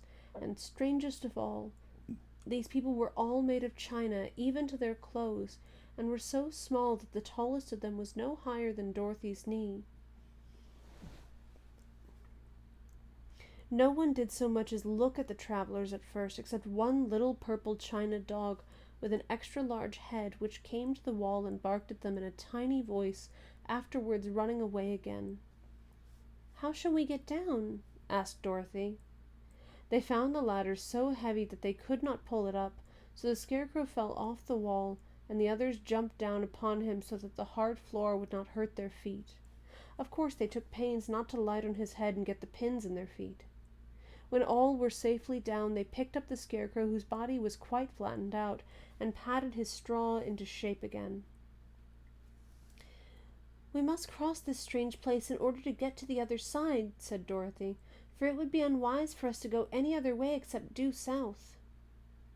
They began walking through the country of the china people, and the first thing they came to was a china milkmaid milking a china cow. As they drew near, the cow suddenly gave a kick, and kicked over the stool, the pail, and even the milkmaid herself, and all fell on the china ground with a great clatter. Dorothy was shocked to see that the cow had broken her leg off, and that the pail was lying in several small pieces, while the poor milkmaid had a nick in her left elbow. "There!" cried the milkmaid angrily. "See what you have done! My cow has broken her leg, and I must take her to the mender's shop and have it glued on again. What do you mean by coming here and frightening my cow?" "I'm very sorry," returned Dorothy. "Please forgive us." But the pretty milkmaid was much too vexed to make any answer. She picked up the leg sulkily and led her cow away, the poor animal limping on 3 legs. As she left them, the milkmaid cast many reproachful glances over her shoulder at the clumsy strangers, holding her nicked elbow close to her side. Dorothy was quite grieved at this mishap. "We must be careful here," said the kind-hearted woodman, "or we may hurt these pretty little people so they will never get over it." A little farther on, Dorothy met a most beautifully dressed young princess, who stopped short as she saw the strangers and started to run away. Dorothy wanted to see more of the princess, so she ran after her, but the china girl cried out, Don't chase me! Don't chase me! She had such a frightened little voice that Dorothy stopped and said, Why not? Because, answered the princess, also stopping a safe distance away, if I run, I may fall down and break myself. But could you not be mended? Asked the girl. Oh, yes, but one is never so pretty after being mended, you know, replied the princess. I suppose not, said Dorothy. Now there is Mr. Joker, one of our clowns, continued the princess, who is always trying to stand upon his head. He has broken himself so often that he is mended in 100 places and doesn't look at all pretty. Here he comes now, so you can see him for yourself. Indeed, a jolly little clown came walking toward them, and Dorothy could see that in spite of his pretty clothes of red and yellow and green, he was completely covered with cracks running every which way and showing plainly that he had been mended in many places.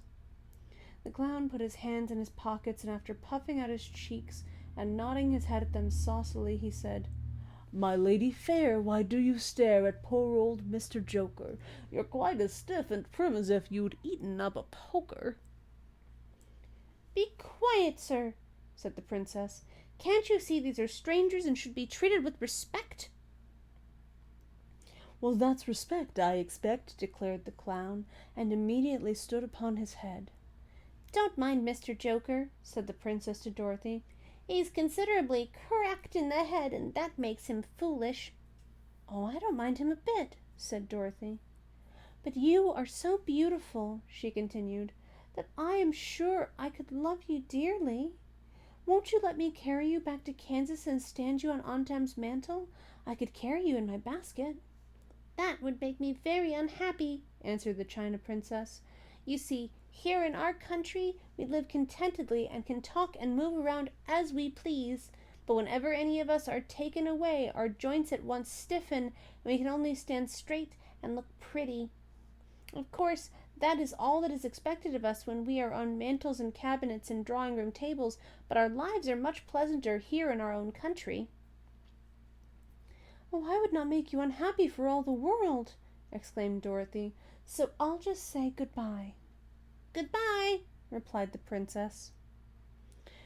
They walked carefully through the China country. The little animals and all the people scampered out of their way, fearing the strangers would break them, and after an hour or so the travelers reached the other side of the country and came to another China wall. It was not so high as the first, however, and by standing upon the lion's back, they all managed to scramble to the top. Then the lion gathered his legs under him and jumped on the wall, but just as he jumped, he upset a china church with his tail and smashed it all to pieces. That was too bad, said Dorothy. But really, I think we were lucky in not doing these little people more harm than breaking a cow's leg in a church. They're all so brittle. They are indeed, said the Scarecrow, and I am thankful I am made of straw and cannot be easily damaged. There are worse things in the world than being a scarecrow. Chapter 21. The Lion Becomes the King of Beasts. After climbing down from the China wall, the travelers found themselves in a disagreeable country, full of bogs and marshes and covered with tall, rank grass. It was difficult to walk without falling into muddy holes, for the grass was so thick that it hid them from sight. However, by carefully picking their way, they got safely along until they reached solid ground. But here the country seemed wilder than ever, and after a long and tiresome walk through the underbrush, they entered another forest, where the trees were bigger and older than any they had ever seen. This forest is perfectly delightful, declared the lion, looking around him with joy. Never have I seen a more beautiful place. That seems gloomy, said the Scarecrow. Not a bit of it, answered the lion. I should like to live here all my life. See how soft the dried leaves are under your feet, and how rich and green the moss is that clings to these old trees. Surely no wild beast could wish a pleasanter home. Perhaps there are wild beasts in the forest now, said Dorothy. I suppose there are, returned the lion, but I do not see any of them about. They walked through the forest until it became too dark to go any farther. Dorothy and Toto and the lion lay down to sleep, while the woodman and the Scarecrow kept watch over them as usual. When morning came, they started again. Before they had gone far, they heard a low rumble as of the growling of many wild animals. Toto whimpered a little, but none of the others were frightened, and they kept along the well-trodden path until it came to an opening in the wood in which there were gathered hundreds of beasts of every variety. There were tigers and elephants and bears and wolves and foxes and all the others in the natural history, and for a moment Dorothy was afraid. But the lion explained that the animals were holding a meeting, and he judged by their snarling and growling that they were in great trouble. As he spoke, several of the beasts caught sight of him, and at once the great assemblage hushed as if by magic. The biggest of the tigers came up to the lion and bowed, saying, "Welcome, O King of Beasts. You have come in good time to fight our enemy and bring peace to all the animals of the forest once more." "What is your trouble?" asked the lion quietly. "We are all threatened," answered the tiger, "by a fierce enemy which has lately come into this forest. It is a most tremendous monster, like a spider, with a body as big as an elephant and legs as long as a tree trunk. It has 8 of these long legs, and as the monster crawls through the forest, he seizes an animal with a leg and drags it to his mouth, where he eats it as a spider does a fly. Not one of us is safe while this fierce creature is alive, and we had called a meeting to decide how to take care of ourselves when you came among us." The lion thought for a moment. "Are there any other lions in this forest?" he asked. "No, there were some, but the monster has eaten them all, and besides, they were none of them nearly so large and brave as you." "If I put an end to your enemy, will you bow down to me and obey me as the king of the forest?" inquired the lion. "We will do that gladly," returned the tiger, and all the other beasts roared with a mighty roar, "We will." "Where is this great spider of yours now?" asked the lion. "Yonder, among the oak trees," said the tiger, pointing with his forefoot. "Take good care of these friends of mine," said the lion, "and I will go at once to fight the monster." He bade his comrades goodbye and marched proudly away to do battle with the enemy. The great spider was lying asleep when the lion found him, and it looked so ugly that its foe turned up his nose in disgust. Its legs were quite as long as the tiger had said, and its body was covered with a coarse, black hair. It had a great mouth with a row of sharp teeth a foot long, but its head was joined to the pudgy body by a neck as slender as a wasp's waist. This gave the lion a hint of the best way to attack the creature, and as he knew it was easier to fight it asleep than awake, he gave a great spring and landed directly upon the monster's back. Then, with one blow of his heavy paw, all armed with sharp claws, he knocked the spider's head from its body. Jumping down, he watched it until the long legs stopped wiggling, when he knew it was quite dead. The lion went back to the opening where the beasts of the forest were waiting for him and said proudly, "You need fear your enemy no longer." Then the beasts bowed down to the lion as their king, and he promised to come back and rule over them as soon as Dorothy was safely on her way to Kansas.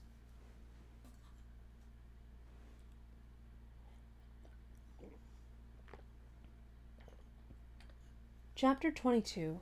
The Country of the Quadlings. The 4 travelers passed through the rest of the forest in safety. When they came out from its gloom, saw before them a steep hill covered from top to bottom with great pieces of rock.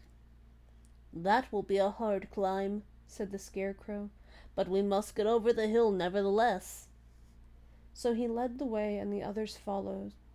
They had nearly reached the first rock when they heard a rough voice cry out, "Keep back!" "Who are you?" asked the Scarecrow. Then a voice showed itself over the rock, and the same voice said, "This hill belongs to us, and we don't allow anyone to cross it." "But we must cross it," said the Scarecrow. "We're going to the country of the Quadlings." "But you shall not," replied the voice, and there stepped from behind the rock the strangest man the travelers had ever seen. He was quite short and stout, and had a big head which was flat at the top and supported by a thick neck full of wrinkles. But he had no arms at all, and seeing this the Scarecrow did not fear that so helpless a creature could prevent them from climbing a hill, so he said, "Well, I'm sorry not to do as you wish, but we must pass over your hill whether you like it or not." And he walked boldly forward. As quick as lightning, the man's head shot forward and his neck stretched out until the top of the head, where it was flat, struck the Scarecrow in the middle and sent him tumbling over and over down the hill. Almost as quickly as it came, the head went back to the body, and the man laughed harshly as he said, "It isn't as easy as you think." A chorus of boisterous laughter came from the other rocks, and Dorothy saw hundreds of the armless hammerheads upon the hillside, one behind every rock. The lion became quite angry at the laughter caused by the Scarecrow's mishap, and giving a loud roar that echoed like thunder, he dashed up the hill. Again, a head shot swiftly out, and the great lion went rolling down the hill as if he had been struck by a cannonball. Dorothy ran down and helped the Scarecrow to his feet, and the lion came up to her feeling rather bruised and sore and said, "It is useless to fight people with shooting heads. No one can withstand them." "Well, what can we do then?" she asked. "Call the winged monkeys," suggested the Tin Woodman. "You have still the right to command them once more." "Very well," she answered, and putting on the golden cap she uttered the magic words. The monkeys were as prompt as ever, and in a few moments the entire band stood before her. "What are your commands?" inquired the king of the monkeys, bowing low. "Carry us over the hill to the country of the Quadlings." "It shall be done," said the king, and at once the winged monkeys caught the four travelers and Toto up in their arms and flew away with them. As they passed over the hill and the hammerheads yelled with vexation and shot their heads high up in the air, they could not reach the winged monkeys, which carried Dorothy and her comrades safely over the hill and set them down in the beautiful country of the Quadlings. "This is the last time you can summon us," said the leader to Dorothy. "So goodbye, and good luck to you." "Goodbye, and thank you very much," returned the girl, and the monkeys rose into the air and were out of sight in a twinkling. The country of the Quadlings seemed rich and happy. There was field upon field of ripening grain, with well-paved roads running between, and pretty rippling brooks with strong bridges across them. The fences and houses and bridges were all painted bright red, just as they had been painted yellow in the country of the Winkies and blue in the country of the Munchkins. The Quadlings themselves, who were short and fat and looked chubby and good-natured, were all dressed in red, which showed bright against the green grass and the yellowing grain. The monkeys had set them down near a farmhouse, and the four travelers walked up to it and knocked at the door. It was opened by the farmer's wife, and when Dorothy asked for something to eat, the woman gave them all a good dinner, with 3 kinds of cake and 4 kinds of cookies and a bowl of milk for Toto. "How far is it to the castle of Glinda?" asked the child. "It is not a great way," answered the farmer's wife. "Take the road to the south, and you will soon reach it." Thanking the good woman, they started afresh and walked by the fields and across the pretty bridges until they saw before them a very beautiful castle. Before the gates were 3 young girls dressed in handsome red uniforms trimmed with gold braid, and as Dorothy approached, one of them said to her, "Why have you come to the South Country?" "To see the good witch who rules here," she answered. "Will you take me to her?" "Let me have your name, and I will ask Glinda if she will receive you." They told who they were, and the girl soldier went into the castle. After a few moments she came back to say that Dorothy and others were to be admitted at once. Chapter 23. Glinda the Good Witch grants Dorothy's wish. Before they went to see Glinda, however, they were taken to a room of the castle where Dorothy washed her face and combed her hair, and the lion shook the dust out of his mane, and the Scarecrow patted himself into his best shape, and the woodman polished his tin and oiled his joints. When they were all quite presentable, they followed the soldier girl into a big room where the witch Glinda sat upon a throne of rubies. She was both beautiful and young to their eyes. Her hair was a rich red in color and fell in flowing ringlets over her shoulders. Her dress was pure white, but her eyes were blue, and they looked kindly upon the little girl. "What can I do for you, my child?" she asked. Dorothy told the witch all her story, how the cyclone had brought her to the land of Oz, how she had found her companions, and of the wonderful adventures they had met with. "My greatest wish now," she added, "is to get back to Kansas, for Aunt Em will surely think something dreadful has happened to me, and that will make her put on mourning, and unless the crops are better this year than they were last, I am sure Uncle Henry cannot afford it." Glinda leaned forward and kissed the sweet, upturned face of the little girl. "Bless your dear heart," she said. "Well, I am sure I can tell you of a way to get back to Kansas." Then she added, "But if I do, you must give me the golden cap." "Willingly," exclaimed Dorothy. "Indeed, it is of no use to me now, and when you have it, you can command the winged monkeys 3 times." "And I think I shall need their service just those 3 times," answered Glinda, smiling. Dorothy then gave her the golden cap, and the witch said to the Scarecrow, "What will you do when Dorothy has left us?" "I will return to the Emerald City," he replied, "for Oz has made me its ruler, and the people like me. The only thing that worries me is how to cross the Hill of the Hammerheads." "By means of the golden cap, I shall command the winged monkeys to carry you to the gates of the Emerald City, for it would be a shame to deprive the people of so wonderful a ruler." "Am I really wonderful?" asked the Scarecrow. "You are unusual," replied Glinda. Turning to the Tin Woodman, she asked, "What will become of you when Dorothy leaves this country?" He leaned on his axe and thought a moment. Then he said, "The Winkies were very kind to me, and wanted me to rule over them after the Wicked Witch died. I am fond of the Winkies, and if I could get back again to the country of the West, I should like nothing better than to rule over them forever." "My second command to the winged monkeys," said Glinda, "will be that they carry you safely to the land of the Winkies. Your brain may not be so large to look at as those of the Scarecrow, but you are really brighter than he is, when you are well polished, and I am sure you will rule the Winkies wisely and well."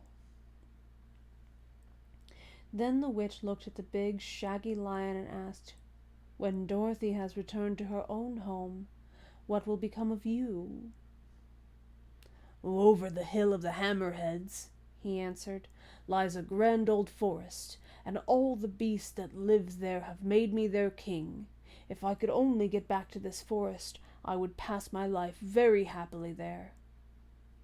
"My third command to the winged monkeys," said Glinda, "shall be to carry you to your forest. Then, having used up the powers of the golden cap, I shall give it to the king of the monkeys, that he and his band may thereafter be free forevermore." The Scarecrow and the Tin Woodman and the Lion now thanked the Good Witch earnestly for her kindness, and Dorothy exclaimed, "You are certainly as good as you are beautiful, but you have not yet told me how to get back to Kansas." "Your silver shoes will carry you over the desert," replied Glinda. "If you had known their power, you could have gone back to your Aunt Em the very first day you came to this country." "But then I should not have had my wonderful brains," cried the Scarecrow. "I might have passed my whole life in the farmer's cornfield." "And I should not have had my lovely heart," said the Tin Woodman. "I might have stood and rusted in the forest till the end of the world." "And I should have lived a coward forever," declared the Lion, "and no beast in all the forest would have had a good word to say to me." "This is all true," said Dorothy, "and I am glad I was of use to these good friends. But now that each of them has had what he most desired, and each is happy in having a kingdom to rule besides, I think I should like to go back to Kansas." "The silver shoes," said the Good Witch, "have wonderful powers, and one of the most curious things about them is that they can carry you to any place in the world in 3 steps, and each step will be made in the wink of an eye. All you have to do is knock the heels together 3 times and command the shoes to carry you wherever you wish to go." "If that is so," said the child joyfully, "I will ask them to carry me back to Kansas at once." She threw her arms around the Lion's neck and kissed him, patting his big head tenderly. Then she kissed the Tin Woodman, who was weeping in a way most dangerous to his joints, but she hugged the soft, stuffed body of the Scarecrow in her arms instead of kissing his painted face, and found she was crying herself at this sorrowful parting from her loving comrades. Glinda the Good stepped down from her ruby throne to give the little girl a goodbye kiss, and Dorothy thanked her for all the kindness she had shown to her friends and herself. Dorothy now took Toto up solemnly in her arms, and having said one last goodbye, she clapped the heels of her shoes together 3 times, saying, "Take me home to Aunt Em." Instantly, she was whirling through the air so swiftly that all she could see or feel was the wind whistling past her ears. The silver shoes took but 3 steps, and then she stopped so suddenly that she rolled over upon the grass several times before she knew where she was. At length, however, she sat up and looked about her. "Good gracious!" she cried, for she was sitting on the broad Kansas prairie, and just before her was the new farmhouse Uncle Henry built after the cyclone had carried away the old one. Uncle Henry was milking the cows in the barnyard, and Toto had jumped out of her arms and was running toward the barn, barking furiously. Dorothy stood up and found she was in her stocking feet, for the silver shoes had fallen off in her flight through the air and were lost forever in the desert. Chapter 24. Home Again. Aunt Em had come out of the house to water the cabbages when she looked up and saw Dorothy running toward her. "My darling child!" she cried, folding the little girl in her arms and covering her face with kisses. "Where in the world did you come from?" "From the land of Oz," said Dorothy gravely, "and here is Toto too, and oh, Aunt Em, I'm so glad to be home again."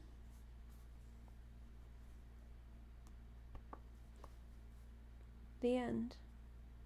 Thank you for everyone who's joined me over this last year and a half for this chill reading series. I hope you've enjoyed a lot of the books we've read. I hope you'll enjoy the upcoming gaming streams on Thursdays and Sundays. Thursdays at 8 p.m. Eastern, Sundays at 12 p.m. Eastern. Follow me on Twitter at formerly known as M, that's FRMRLYKNOWNASEM. And follow me here on Twitch to get updated whenever I go live for a stream. I will update with various schedule things, including ATL by Night projects. Go follow ATL by Night as well, just to keep up, as well as ATL by Night projects on my Twitter, so that you can have an update whenever you need one. I'll always have the most up-to-date stuff pinned to my top tweets. Thank you so much for joining me. Thank you so much for this long reading session. Have a good weekend, and good night.